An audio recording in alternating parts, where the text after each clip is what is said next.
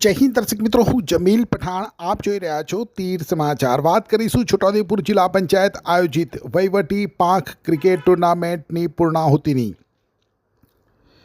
તો પોલીસ વિભાગ અને જિલ્લા પંચાયત વચ્ચે રોમાંચક બનેલ ફાઇનલ મેચમાં આખરે જિલ્લા પંચાયત ટીમ ચેમ્પિયન બની હતી। જિલ્લા પંચાયત છોટાઉદેપુર દ્વારા છોટાઉદેપુર નજીક ખુટાલિયા પોલીસ આર્ચરી મેદાનમાં તારીખ 17 થી 23 દરમિયાન વહીવટી પાંખ ક્રિકેટ ટુર્નામેન્ટનું આયોજન કરવામાં આવ્યું હતું।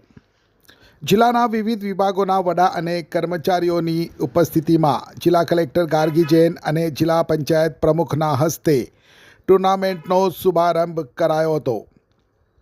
આ ટુર્નામેન્ટમાં પંચાયત વિભાગ, મહેસૂલ વિભાગ, આદિજાતિ વિભાગ, પોલીસ વિભાગ, ફોરેસ્ટ વિભાગ અને નગરપાલિકાના અધિકારીઓ અને કર્મચારીઓની ટીમોએ ભાગ લીધો હતો। ટુર્નામેન્ટની ફાઇનલ મેચમાં પોલીસ વિભાગ અને પંચાયત વિભાગ વચ્ચે ભારે રસાકસી બાદ પંચાયત વિભાગની ટીમ ચેમ્પિયન બની હતી।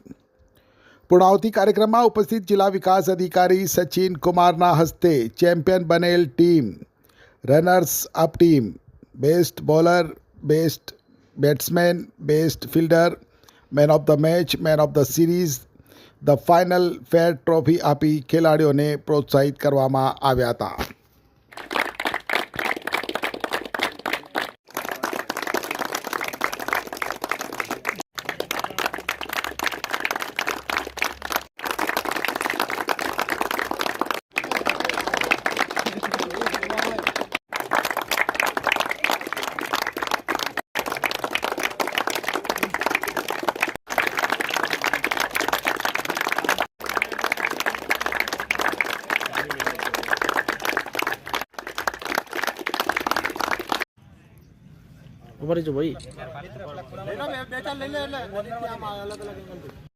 જિલ્લા પંચાયત રિક્રિએશન ક્લબ દ્વારા વહીવટી પાંખ ટુર્નામેન્ટનું આયોજન કરવામાં આવેલું, જેમાં 14 થી 16 તારીખ સુધી ક્વોલિફાઈડ રાઉન્ડ રમાડવામાં આવેલો અને 17 થી 23 સુધી મૂળ ટુર્નામેન્ટ 2 ડિવિઝનમાં વિભાજિત કરીને રમાડવામાં આવેલી, જેમાં જેલ વિભાગ, રેવન્યુ વિભાગ, કોર્ટ વિભાગ, ટ્રાઇબલ ડિપાર્ટમેન્ટ, જિલ્લા panchayat, police department, forest department તમામ ટીમોએ ખૂબ ઉત્સાહપૂર્વક ભાગ લીધો અને તમામ ટીમો પૈકીની આજે તારીખ 23ના રોજ ફાઇનલ રમાડવામાં આવી, જેમાં જિલ્લા પંચાયત વર્સિસ પોલીસ વિભાગની ટીમ વચ્ચે આખરી જંગ ખેલાયો, જેમાં આખરે જિલ્લા પંચાયતની ટીમ વિજેતા ચેમ્પિયન બની। માન્ય જિલ્લા વિકાસ અધિકારી સાહેબના હાજરીમાં આ સુંદર કાર્યક્રમનું સમાપન કરવામાં આવ્યું।